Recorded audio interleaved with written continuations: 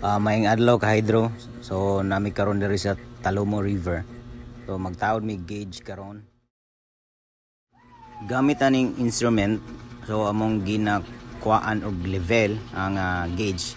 Ikan didto hantod dere kanang nay mga duha ka maayo na to nga eskilado nga mga tao diha. Diyan nato itaod atong gauge.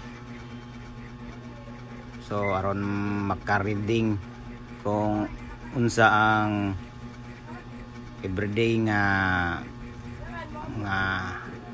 water level. So ang ginabuhat karon barina ni Lilot kana siya. Ginabarina niya para itaod ang kaning nga bakal. Number 10 nga bakal. So yung ginalansang pag og barina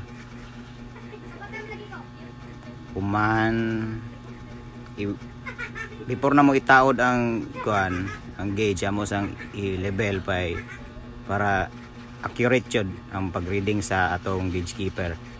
So makita ninyo gina-welding na sa ni Master Lilot ang atong gauge.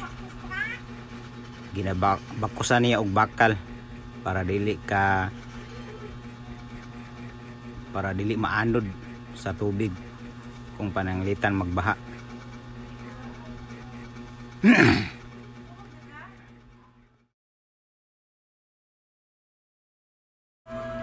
So mo ni karon ang atong finished product sa ato ang gitaod ni gauge. So salamat diay sa atong eskilado na mga kauban, no? Si Lilot og si Paring Badok.